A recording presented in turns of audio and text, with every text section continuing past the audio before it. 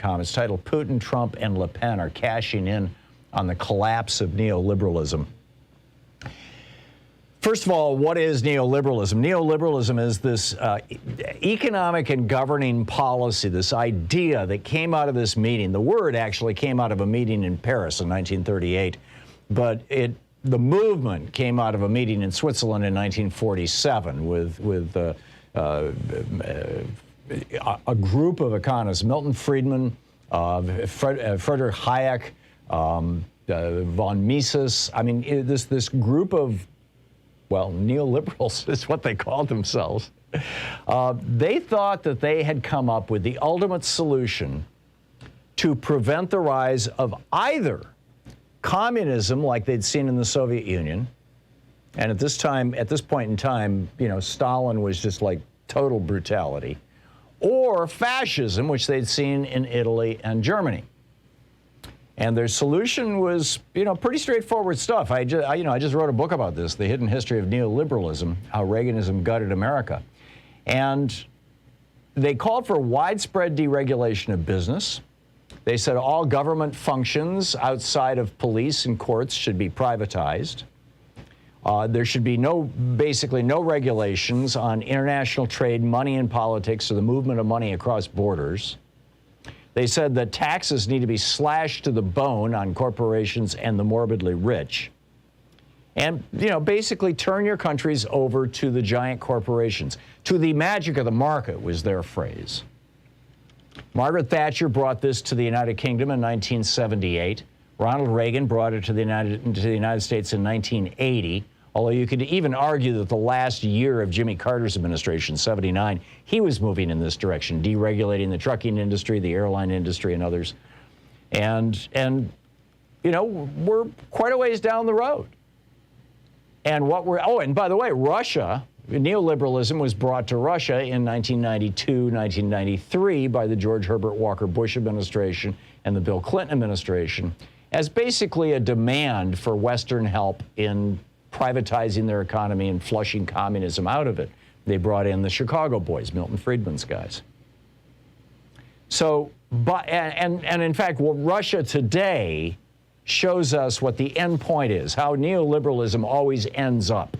The very first neoliberal experiment was in Chile with Pinochet in 1973, where they came in and basically, it was they threw out Allende. He committed suicide, actually, as they were attacking the presidential palace, and put Pinochet into power. And, he was Putin before Putin. And now you've got Putin in Russia. This is the end point of neoliberalism, is neo-fascism. Here we have this report from Yahoo News. The Kremlin plans to send 100,000 Ukrainians to Siberia in the Arctic Circle, as Zelensky warns about so-called filtration camps. It sounds to me like these are concentration camps. This is from Yahoo News. Russia plans to send nearly 100,000 Ukrainians as far as Siberia and the Arctic Circle, UK newspaper The Eye reported, as Ukrainian President Volodymyr Zelensky warned of special filtration camps for captured people. A Kremlin document shows Russia, this is cited by this UK newspaper, shows Russia made an emergency order last month to forcibly move 95,739 Ukrainians to faraway regions in Russia. And they're not taking them to the big cities, Moscow and St. Petersburg. Oh, no. They're taking them to the Siberian town of Magadan, the Arctic port of Murmansk. I mean, these are towns where they're having a problem keeping people in these remote villages because the conditions are just so brutal that, the young people are leaving in droves, going to the big city. And so Russia is moving Ukrainians, apparently, into these places. The report comes, back to Yahoo News, the report comes after Ukrainian officials accused Russia of moving thousands of people from Mariupol. I guess it's Mariupol. Zelensky said, this is what yesterday, what President Zelensky said to the parliament in Lithuania. He said, quote, there are mass deportations of people from the occupied areas. Hundreds of thousands of people have already been deported. They are placed in special filtration camps. Documents are taken away from them. They are interrogated and humiliated. It is unknown how many are killed. The city council of Mariupol reported that Russians kidnapped 20,000 city residents last month. One unnamed woman told the Post she was brought by a bus to the Ukrainian border town of I can't pronounce it, after Russian soldiers found her sheltering in an underground bunker. Once in Novorossiysk, the woman told the Post she was interrogated by men who said they were part of the Russian security service, the FSB. She was photographed, fingerprinted, had to hand over her phone, had to give them her passwords to access her phone. She says, at all stages of the journey, we were treated like captives and criminals. I felt like a sack of potatoes tossed around. The Kremlin said it has rescued 420,000 people from, quote, dangerous regions of Ukraine. This is the end point of neoliberalism. The face of neoliberalism right now in politically speaking in the West is Macron in France. And he's rapidly backing away from this. Now, again, neoliberalism, like you shouldn't even have Social Security under neoliberalism. That should be a privatized function. And this is the direction that Macron has been moving France in. There's a fascinating story. This is from the New York Times. Didier Fossing writing in the New York Times. Among Mr. Macron's first decisions in office was the abolition of the wealth tax. Yes, they had a wealth tax on their billionaires in France before Macron came along.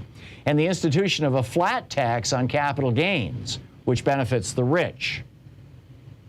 At the same time, he pursued a reduction in the housing allowance for the poor and a reduction in pensions for retirees. Halfway through his first year in power, he'd become the president of the rich. The image stuck, burnished by his, quote, reforms of labor laws, which limited workers' rights and weakened unions, curtailment of unemployment benefits, and reduction of employers' Social Security contributions. So, there you go, right? So Macron then came out today and said, oh, wait a minute, when I said that we need to raise the retirement age in France right now is 62. Macron came out and said, we need to raise it up to 65. This was months ago, right? Or actually, he's been pushing for this for a couple of years. But Marine Le Pen, see, she's running as a populist. She's the one who wants to grow up to be Putin. But she's running as a populist. And Jean-Luc Mélenchon, who is a populist, a left-wing populist, they have both been saying we should drop it from 62 down to 60. Let people retire at 60. Let people have a couple of years of, retirement. And, so Macron came out today and he says, well, okay, maybe we won't retire. Maybe we won't raise it to 65. Maybe we'll just leave it at 62. This is the problem. See, when neoliberalism bites a country, you saw this you saw this here in the United States. We've had 40 years of neoliberalism under both Democrats and Republicans. And the Biden administration came in and said, okay, enough. We're not going to do this anymore. And, Bernie's Build Back Better plan, this came out of Bernie's budget, the Senate Budget Committee, is, there's a whole lot of really progressive stuff. I mean, yes, it was blocked by Manchin and Sinema. But the Biden administration, while, there's still a hell of a lot of neoliberalism in place in the United States, they are backing away from it really fast because they have figured out that populist movements rise in opposition to neoliberalism, and they rise on the right like Le Pen and Trump. Keep in mind, Trump said he was going to campaign he was going to raise taxes on rich people. He was going to end global free trade and bring our jobs home. This is, this is reversing neoliberalism. That he was going to strengthen labor unions, that he was going to give health care to everybody in the United States for free. That's what Trump campaigned on this stuff in 2016. Now, he hadn't accomplished it, which I think is a large reason why part of the reason why he lost in 2020. But this is, on the right, you've got Trump and Le Pen campaigning against neoliberalism. And then on the left, you've got Bernie and Sherrod Brown and Elizabeth Warren and the entire Congressional Progressive Caucus in the House, Ro Khanna and Mark Pocan and Pramila Jayapal and everybody else in the House campaigning against neoliberalism.